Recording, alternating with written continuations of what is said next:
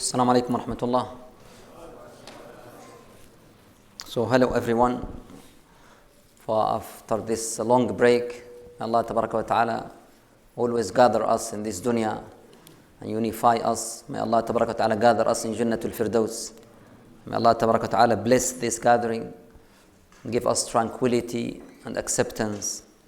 Alhamdulillahi Rabbil Alameen, wassalatu wassalamu ala ashrafil mursaleen wa ala alihi wa sahbihi ajma'in. اللهم صل وسلم على عبدك ورسولك وحبيبك ونبيك سيدنا محمد. So this time we have a course for 4 weeks. Started from this night, inshallah. Tafseer Surah At-Talaq. Talaq is divorce. There is a surah in Qur'an called Surah At-Talaq, the divorce. And this is something which shows the significance of the family issue in the Qur'an. That a separate chapter or surah called the divorce. And we have another surahs also focus on family issues. There is a long passages which is 4 pages and a half in Surah Al-Baqarah just about the family issues. There is one of the longest surah in Qur'an, Surah An-Nisa, the women. It's basically also about the family issues.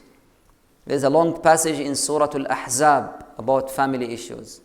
Another surah, Surah Al-Tahrim, Surah Al-Mujadala, Surah Al-Mumtahina. All of these surahs just about family issues. Because in Islam, we believe that family is the cornerstone of the society. If the family is strong, society will be strong. If the family is broken, then the society will be very weak. That's why this surah is talk about the divorce and what after divorce. And the amazing thing in this surah is that the quarter of this surah is not about the family issues. The last quarter of this surah is when you recite this ayat. Maybe you never expect that this ayat is in Surah At-Talaq. Because when he completed the rules, he said, وَكَأَيٍّ مِّن قَرْيَةٍ عَتَتْ عَنْ أَمْرِ رَبِّهَا وَرُسُلِهِ. If the community or the civilization don't take this issue as serious, Allah Tabaraka wa Ta'ala, this community will face a lot of challenges, a lot of tribulations. And whenever Allah mentions family issues in Qur'an, He will call it Hududullah. Hududullah in Qur'an always in family issues. Hudud is the barriers. He said this is Hududullah. If you go beyond that Hudud, you get in trouble. Will be a lot of psychological problems in community, a lot of financial problems, a lot of spiritual problems. And then he said also, to take this surah serious, taqwa mentioned in this surah 5 times. And surah is just 2 pages, 12 verses. And there is some ayat, many Muslims, they memorize, and some of them they don't know it's in Surah At-Talaq.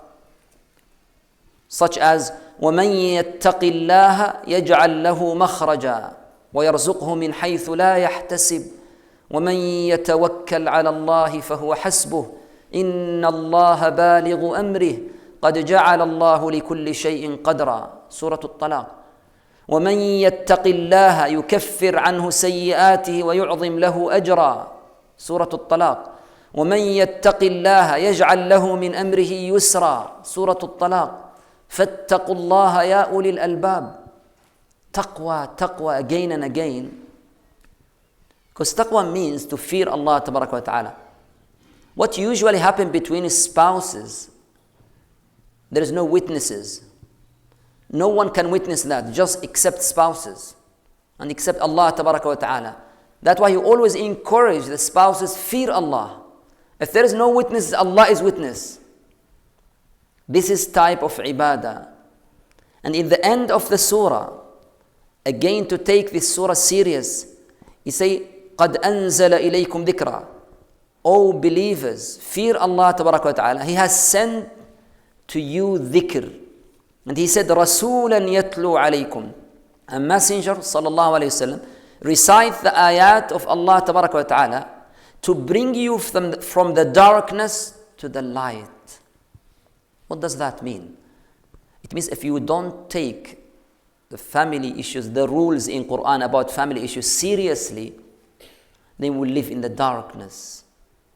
We'll go in a lot of troubles, a lot of struggle.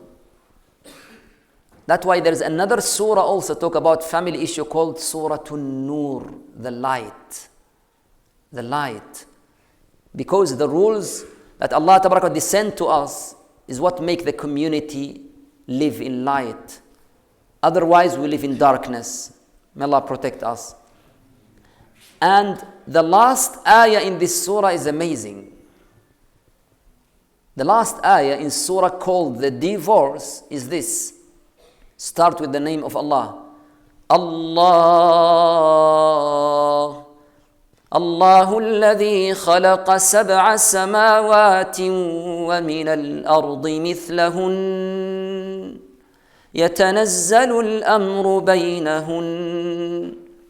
Allah Almighty, the one who created 7 heavens and 7 earths, and His commands descend from the heaven to the earth. لِتَعْلَمُوا أَنَّ اللَّهَ عَلَى كُلِّ شَيْءٍ قَدِيرٌ. So you get to know that Allah is control everything in this world. وَأَنَّ اللَّهَ قَدْ أَحَاطَ بِكُلِّ شَيْءٍ عِلْمًا. And He controls everything in His knowledge. He knows everything in this life. That's the end of Surah At-Talaq. So today, we have a very important introduction, which is what is before divorce, before we come to the ahkam of divorce. I will try to, the ahkam of divorce in this course, I will inshallah elaborate it. I will make it very easy for every Muslim to understand this ahkam very clearly, inshallah. But what before divorce? Let us talk about the marriage itself. That Allah Tabaraka wa Ta'ala in many ayat, He talk about this contract, marriage contract. Number 1, He called it مِيثَاقًا غَلِيظًا. He called the marriage contract a heavy contract. Sacred covenant. وَأَخَذْنَا مِنْكُمْ مِيثَاقًا غَلِيظًا. You know this مِيثَاق غَلِيظ, this statement, Allah described the covenant from Him to His prophets as a mithaq ghalid, the same statement. And then also He described the marriage contract as a heavy contract, sacred covenant. He told us that one of the sign of His creation, one of the signs of the Creator, that is a marriage. وَمِنْ آيَاتِهِ أَنْ خَلَقَ لَكُم مِّنْ أَنفُسِكُمْ أَزْوَاجًا لِتَسْكُنُوا إِلَيْهَا. One of His signs that He created for you from yourself, mates, that you will feel tranquility. وَجَعَلَ بَيْنَكُم مَّوَدَّةً وَرَحْمَةً. And He placed affection and mercy in your hearts. That's one of the signs of Allah Tabaraka wa Ta'ala. That's why when Allah created Adam, before He said to Adam, go and enjoy yourself in Jannah, He created Hawa as a spouse. What if the Adam is alone in Jannah? He can do everything in that Jannah, but alone. He can't enjoy Jannah. That's why He created Hawa, and then He said, go and enjoy this Jannah. That's the nature of a human being. Allah Tabaraka wa Ta'ala described this relationship in Surah Al-Baqarah between spouses. هُنَّ لِبَاسٌ لَكُمْ وَأَنْتُمْ لِبَاسٌ لَهُنَّ. Libas is clothes, is garment. You are clothes to them and they are clothes to you. What does that mean? He wants us to reflect. What's the function of clothes? We wear clothes to protect ourselves. It means both spouses should protect each other. We wear clothes to beautify ourselves. Each spouse should beautify each other. We wear clothes sometimes just to cover some defects in our bodies. Both spouses also should cover each other. Amazing statement. هن لباس لكم وأنتم لباس لهن. That's why Islam encourages men and women to get married. This is highly recommended in Islam. That one day 3 young men came to the house of Rasulullah ﷺ, and they are new Muslims. And they asked about how's the life of Rasulullah ﷺ. So he said he has wives, he sleep, and he get qiyamul layl. And they said, just this. We thought he's a prophet, he will do something great. Okay. One of them said, I will never get married. I will worship my Lord all my life. One said, I will never break my fasting. Prophet ﷺ, when he heard that, he was very angry. He said, مَنْ رَغِبَ عَنْ سُنَّتِي فَلَيْسَ مِنِّي. Whoever go away from my sunnah. Sunnah here, it means the method of this Islam. If you think that you don't get married, that more close to Allah, that's misconception. That's why he said to the Prophet, وَلَقَدْ أَرْسَلْنَا رُسُلًا مِّن قَبْلِكَ وَجَعَلْنَا لَهُمْ أَزْوَاجًا وَذُرِّيَّةً. The prophets before you, they get married, they have children. This is the sunnah of Allah in this dunya. So then he encouraged us. And in Surah An-Nur, he talked to all the wise people in the society. وَأَنْكِحُوا الْأَيَامَ مِنْكُمْ وَالصَّالِحِينَ مِنْ عِبَادِكُمْ وَإِمَائِكُمْ. أَنْكِحُوا, it means facilitate the marriage to the young people. Make it easy for them. That's in Surah An-Nur. This is a message for every single father here, every single mother. Anyone in society who care about the society, Allah Almighty said to us, facilitate the marriage, make it easy. And then he said, if the obstacle here is just financial matters, he said, إِن يَكُونُوا فُقَرَاءَ يُغْنِهِمُ اللَّهُ مِنْ فَضْلِهِ. Don't make that obstacle. So a young man wants to get married, and he's ready for that. And then the society make a lot of barriers. Okay, no, we need to rent a hall for £20,000. And then they need you to take your spouse to honeymoon in Sweden for 5-star hotel. So marriage now had a lot of financial matters. Then when it comes to dowry, no, now the people now compete with each other. You know, that girl, which is my cousin, her dowry is 30,000. I would never ask for something less than that. It's shame to ask less than 30,000. Subhanallah. Then when they will get married then? A lot of all these obstacles, and Allah said, facilitate it, make it easy for them. Or otherwise, the society should help people in that. Because what's the alternative? Haram is very easy in this country. Anyone, man or woman, can, وَالْعِيَاذُ بِاللَّهِ, commit zina. This is very easy in this country. So why when they want halal, we make it difficult for them? We should think about this. Should all the masajid gather, some gathering just to discuss this issue, to make marriage very easy? In my country, there's also the same country, in our capital, the same compete. But in my city, small city, few years ago they come with this decision. They said, we want to fix the dowry. If you are very wealthy, you want to give your wife something, okay, that's between you and her. But for all the people, we'll fix this dowry. Then everyone can get married. And sometimes the community fix the dowry, but what is beside the dowry is the problem.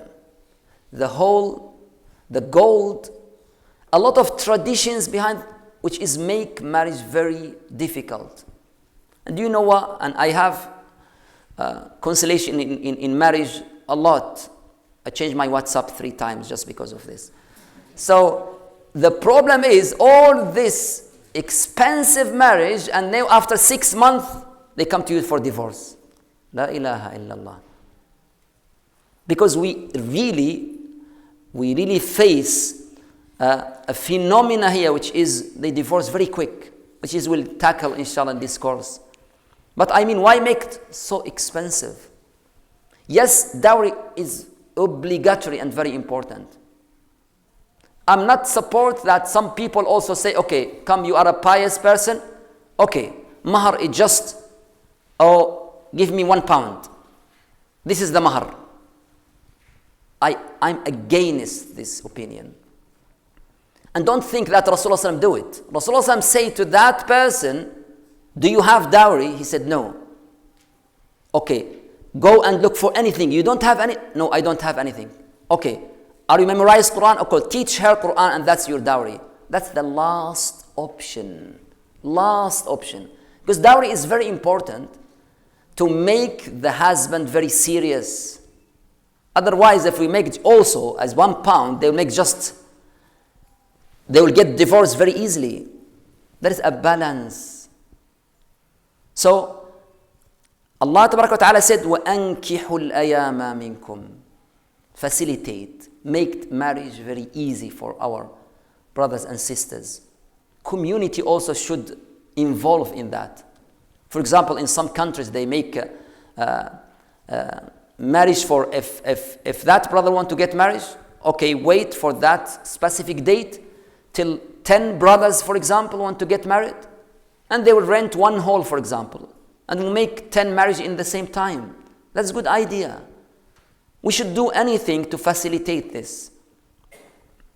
And then Allah Ta'ala, Prophet Sallallahu Alaihi Wasallam said, if you want to get married, then this is a big decision in your life. You should be very careful. You should look for the right spouse. And he said, for example, talk to the woman. What's the right spouse? The right husband? مَنْ تَرْضَوْنَ دِينَهُ وَخُلُقَهُ. If you are happy with his deen and his khuluq. Khuluq is character. We have to pause here. Character is a part of deen. Why Rasulullah sallallahu alaihi wasallam said his deen and his khuluq, his religion and his character. We know that character is a part of religion. He want to emphasize something very important. Because some people, how they define religion is that man who always come to the mosque and pray 5 times a day, regardless his character. So when that man come to give a proposal, oh, I saw him in the masjid all the time. This is good guy. Bismillah. This is not enough. That's not enough. Character you have to ask. Because some men, they are very good in piety. But when they treat women, they are very bad. That's the problem here. So that's why you have to make a lot of investigation about his character. And I will say to my sisters, which is, how do you know that he has a good character? Number 1, ask about how he treats his mother and sisters. That's very important. Because some men, they have issue when they treat opposite gender. How he treats his mother, how he treats his sisters, very, very important. That can indicate that when he treats opposite gender, he will treat in very good manner. So for my sisters, number 1, check his deen. How can he deen? Taqwa is in the heart. But there's some signs that we can know he's a good deen. Number 1, masjid. he come to the masjid regularly, especially Salatul Fajr. If he come to Salatul Fajr, that's a good sign that he has a good deen. Number one. Number two, about that also, look at how he treat his parents. If anyone is good to his parents, that high possibility will be good to his wife. Number three, what about his involvement in the community? How he treat his friends? Because that indicate that he is a social person. Another also side that a conversation to ask him about some issues, how he think. Sometimes some men nowadays, they think about they come from a specific traditions. For example, they thought that the woman should not talk at all, that صوت المرأة is awra. If the woman talk, that's one of the biggest problem. The woman should not discuss any issue with her husband. Go there, okay, discuss with him how he think about the woman first. And the main thing here is the framework, is the life of Rasulullah sallallahu alaihi wasallam.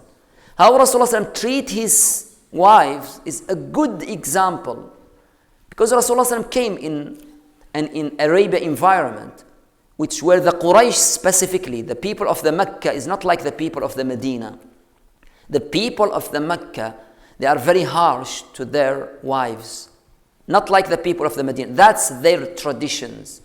Rasulullah broke a lot of traditions here, because he came to teach us what's the best way. So, for example, in the Mecca tradition, it's a big problem to mention the name of your wife. Rasulullah broke that. Who is the most beloved one to you? Aisha. That's unusual in Quraysh environment, because he said this is normal. So Rasulullah said to talk about your wife, for example, and say something, that's very big problem in the Mecca society that time. Rasulullah teach us a lot, which have come across some of this.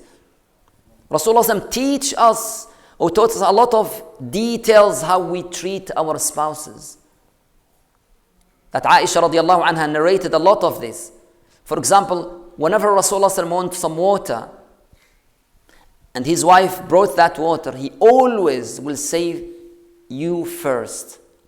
So ladies first is not new. Rasulullah always say ladies first. And then that wife will drink a little bit. She doesn't want water. Rasulullah has objective behind that.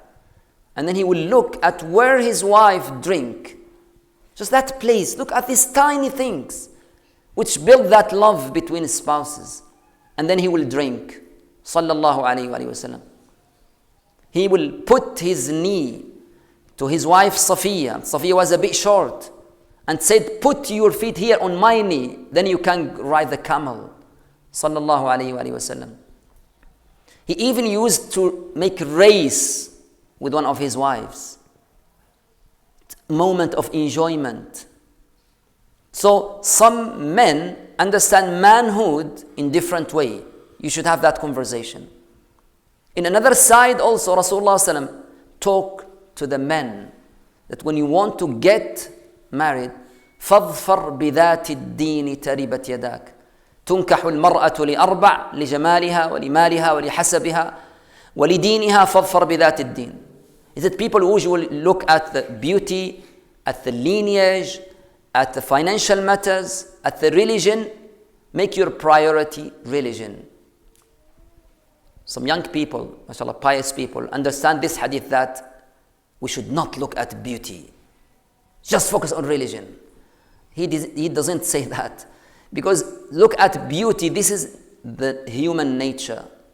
He doesn't need to emphasize that. But what you will miss is deen. The priority here is the religion. So if you want to look for the potential spouse, potential wife, so number one, again, her deen. Does she pray 5 times a day? Does she hold the hijab? How is her relationship with her parents? A conversation to know some ideas about. That's very important. So a careful investigation before marriage is very important. Always ask consultation from the wise people. That's very important. And this is a message here for the society also, to involve in this. For the masajid to involve in this. To try to facilitate that for people. If, for example, that the sisters come to your class or brothers come to your class, try to talk to them about this issue. If you know some good brothers and good sisters, try to make between them. Marriage is very difficult nowadays. May Allah Tabaraka wa Ta'ala make it easy for all of the youngsters among this community. Then Islam then choose the right potential. And then when we come to the marriage, we have to educate our youngsters about the marriage. That's why it's very important for the youngsters to take a course before they get married. What's the responsibility? Because here many youngsters, they come with just individualism, or the effect by Western culture about marriage. So they have maybe false expectation. They have a lot of false, they expect something, a lot of false expectations about marriage. There's a lack of 2 things, false expectation, and they don't educate themselves of the rules of marriage in Islam and the responsibilities. So number 1, false expectation. Such as, number 1, every spouse, he expects that the potential will fill him or her. So for example, he has a lack of something in his life. Okay, when I get married, my spouse will fill me. He will do everything for me. Don't expect that. You should fill yourself. Rely on Allah Tabaraka wa Ta'ala. Marriage is mutual respect, mutual responsibility. Another false expectation that you expect immediate compatibility. That you get married from the first few days, you become compatible 100%. That's false. Need time. This someone come from different background and you come from different background. Another thing also, that you don't need to do any effort in this marriage. It just you expect a perfect potential. Angels, no flaws, no mistakes. That's also another false. We are human beings. Just like you have some weaknesses, your potential also has some weaknesses. We are human beings. One of the major false expectations nowadays is what comes from the media. That some young men or young women, they watch a lot of films, Hollywood, and they thought that this marriage is just full of romantic honeymoon last for 60 years. And they come with this expectation, and then when don't find this, Hollywood is just a film. What you know behind the camera is something completely different. Yes, marriage, there is a lot of love, affection, honeymoon. But this life, there is no constant romantic and love forever. That's in Akhirah, in Jannatul Firdaus. Dunya, you can't find this constant happiness. You don't find this constant happiness with your parents, with your siblings. Life is always like this. But yes, you'll find the majority of time with love. But don't expect constant happiness. Also, we should educate ourselves in the rules of marriage. So for example, there's a lot of financial responsibility on the shoulder of men in Islam. In Islam, man is the one who should provide Number one, mahr, dowry. Mahr is the responsibility of men. That's why we should facilitate and make it easy. That's number one. So in Sharia, women, there's no obligatory for women to give penny in the dowry. That's the Sharia. However, we live in a time that it's very difficult for a man to provide everything. And the woman now is, majority of them work. Marriage is just a mutual respect. It's not obligatory for sisters. But if you want that marriage to be successful, and you also work and he is work, what if you help each other? That's just out of mutual respect, mutual love. So number one, dowry is the responsibility of man. Number two, accommodation. In Sharia, man is responsible to provide accommodation. And that accommodation is depend to his ability. In Surah At-Talaq also, لِيُنْفِقْ ذُو سَعَةٍ مِّن سَعَةِ. That's always in Sharia. Depend to his ability.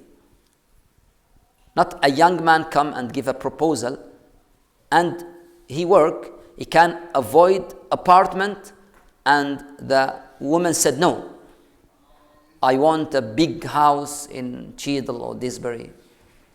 And he can't afford that. So in Sharia, this is also according to his ability. Dowry, accommodation. Number three, provision. He should bring the food, the medical care, all the stuff in the that's the responsibility of the man. That's why we should help our youngsters here to facilitate the marriage. Okay, and then the woman now should make that house very comfort, emotionally, psychologically. The problem here nowadays, this is the responsibility of the men. But what Sharia expect, that when the men provide all of these things, then the woman also provide something, because make that house very comfort. Take care of the children. Provide the comfort in that house. Okay, nowadays there's a problem here. There's a change of society. Big change. Men and women both, in majority of the cases, they work. And they came home 5 o'clock, for example. So now, if we talk to the men and say, you should provide everything in this house, and the women have nothing, then we should look at the objective of the Sharia. When Sharia say you have to provide everything, what's the responsibility of the woman then? Woman now not in the home, for 10 hours, for example.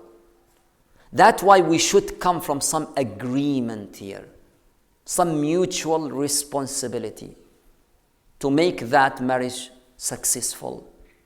Because if the society changed, then we should look also at the rules in different angle. May Allah Ta'ala make it easy for all the spouses. So if we do that, and then we get married now, we should know that marriage is a contract between two individuals and between also two families. In-laws is very important in Islam, are very important in Islam. This concept, in-laws, that Allah Almighty in Surah Al-Furqan, He said, هو الذي خلق من الماء بشرا فجعل منه نسبا وصهرا. He created a man and He divided the society to two types: lineage, nasab, and sihr, in-laws.